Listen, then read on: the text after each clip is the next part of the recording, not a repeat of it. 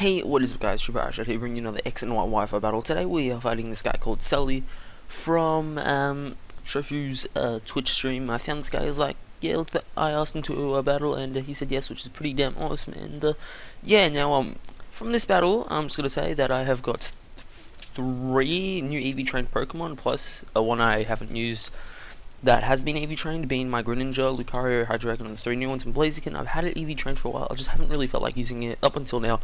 And this is a different this is a special lead Greninja, so it's actually pretty useful, and it is very fun to use. Anyways, now I'm looking at my opponent's team. When I first saw it, I had to give myself a reality check, just because I swear I've seen this team before, and I checked and I hadn't.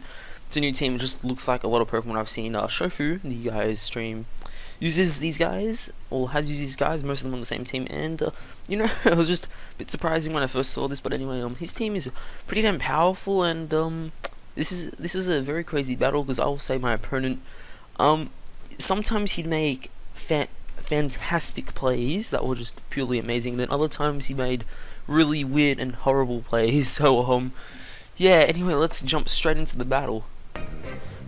Okay, now there are 2 bits in this battle I have to speed up just because of the game. They got really stally, but anyway, yeah, let's get into this. So now he's gonna lead off with the Smogle here, as I lead off with my Greninja. Now Greninja is a really good lead just because it has access to using taunt spikes and toxic spikes. So I'm gonna be able to go for a taunt here, making so that his Smogle can't use set up his team's entry hazards, which is very nice for me because he actually falls to the taunt. And then I'm gonna go for spikes again, and when I see him not attack, stay in, sorry, I think that he's gonna go for an attacking move, but surprisingly he goes to the struggle here. Now this actually was surprisingly a good play. He's actually helped him in the second tier, as now he's actually gonna switch into his Azumarill, which is very good for him. I'm just going to continue setting up my spikes. I was actually laughing when he goes to struggle, but now this is really good for him, because my protein, sorry, I am a ground type, and because he hit me with that struggle, I lose my focus sash, which is, you know, not looking good for me if I stay into an Aqua Jet, which is not good. And this was really good for him, because now he's going to surprise me completely and go for the belly drum, instantly getting up to +6 and +6 at Azumarill. I immediately just shat myself when I saw this. I'm gonna go straight for the Dark Pulse, hopefully being able to kill it, but it does not. Now the reason why I went for Dark Pulse, I know it is resistant, but every other move on my Hydreigon is resisted as well, so I'm immediately going to die to the play rough. It does hit, I do just collapse in pain. Pure death. Anyway, now I'm going to send in my Lucario. I should have gone for the Vacuum Wave here, because this is a special attack on Lucario, but instead I just die straight to an Aqua Jet, and I do carry Flash Cannon for Fairy types, but you know, I didn't even get to live up to that moment. But anyway, here he makes a really interesting play and switches out his Azumarill. This is not good for him at all. Not only does he lose his +6, he can't get up to +6 ever again in this battle just because of its such low health, and he doesn't have a Wish Passer. And on top of all that, his Azumarill is going to die to Spike's entry hazards, which is that was really bizarre that he just sacrificed his +6, and an Aqua Jet or a Play Rough probably would have been able to kill my Tentacruel just because of how powerful Azumarill is, and I'm not sure if it was fast enough. So that was a huge break for me, because I've completely been shattered now. My 2 main attackers of this team have just been knocked out, and you know, just it's how it works. But anyway, I'm gonna go for the Earthquake here. He makes a nice play, goes into his Talonflame to take the Earthquake, and he goes to a Brave Bird here. Now, because when he goes to the Brave Bird, I do not see a Life Orb recoil. I'm leaning towards the fact he's either got leftovers or Choice Band. I go for the Fling Toxic Orb combo to poison him here, and really, if I do not poison a Talonflame, practically I cannot touch a Talonflame with my Gliscor once I lose my Toxic Orb. Anyway, now because I don't see the leftovers recovery, and he doesn't have any Life Orb recoil, this leads me to believe that he's Choice Banded, and he does switch out here, which is good for me, and he goes back into the Azumarill, as I actually go for Thief here just to see if I can steal that Choice Band, making him weaker. And I end up stealing Azumarill's item. Now before I did say it would have died to entry hazards, but I was wrong. It lived the entry hazards, and I was just sad for me. But I do get a free Mystic Water, which is, you know, I always like my Mystical Water, but that does not matter.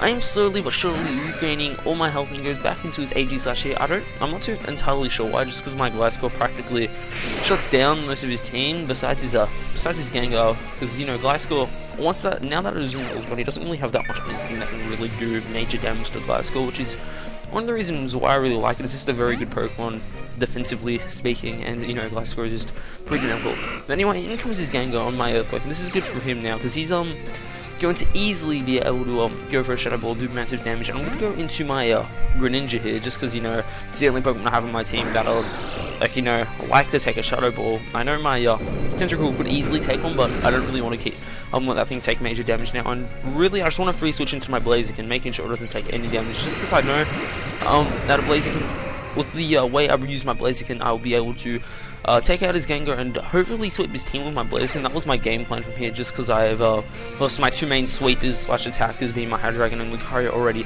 But anyway, I'm actually going to go for the spikes here as he tries to Thunderbolt me, which was I found that quite funny.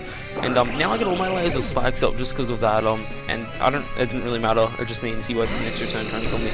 Anyway, now I'm just sending my Blaziken. Now because my Lucario has died, I can't Mega Evolve my Lucario, so I'm gonna give it Mega Evolve my Blaziken. Instead, seeing Zord is my final Mega Evolution on my team, and I'm gonna go for the Protected. Now this is really good for me, just because one, I get my speed boost now, and two, because the speed base set does not carry over on the turn you Mega Evolve. I am going to be able to get up to 150 base speed, meaning I'll be able to outspeed the Gengar. But if I was a regular Blaziken, Mega Gengar would have been able to outspeed me, and that would have been pretty damn horrible. Now, this is going to take me right out, and, no, what? He's going to take me out? No, I took him out. I took him out for dates, yeah, totally. No, back to the battle. Anyway, so now I'm in a pretty solid position. My Blaziken's up to +2 now, and he's going to send in his Talonflame. Now, I don't really want to take a Brave Bird, so what I'm going to do here, I'm going to go for the Protect, just to gain some toxic damage, and as you can see, the battle is sped up, just because this is one of the 2 bits I felt that was really stolly and just, you know, boring to watch. And he goes to the Sword Stance here as I just spam my Earthquake after I see him go for the Roost. I'm just Toxic Stalling here, just trying to get as much damage as I can on this thing. And now he's going to switch back into his AG slash surprisingly, and the speed up's gone, or there'll be more speed up in a second.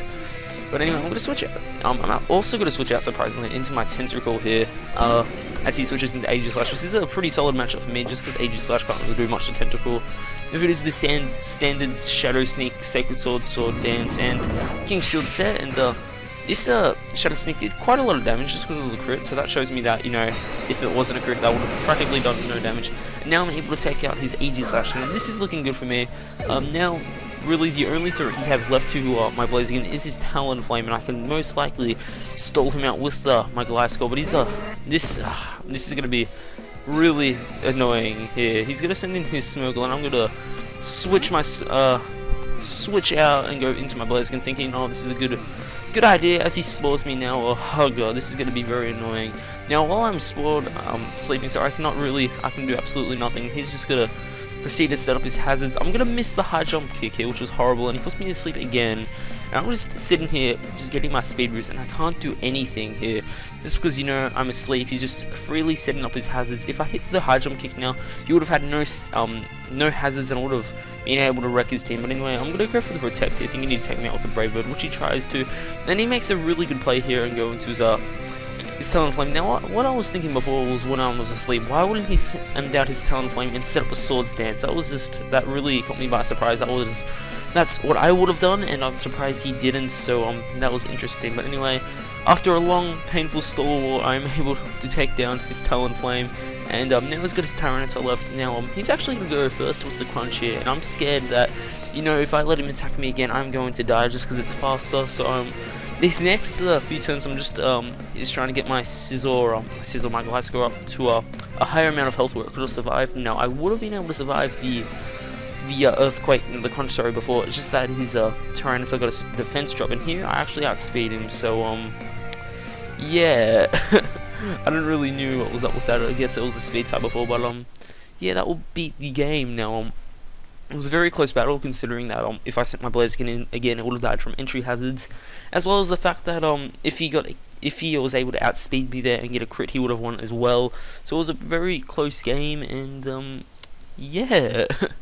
That'll be all for today, guys. Really hope you guys enjoyed this battle. I've got another battle using this team coming up soon. It shows off my Hydreigon, which is very nice. And also, I'm just going to say 2 things real quickly. One, please do not ask me to give you Pokemon in the comment section. It's very annoying, and I'm probably not going to do it just because I'm a lazy person.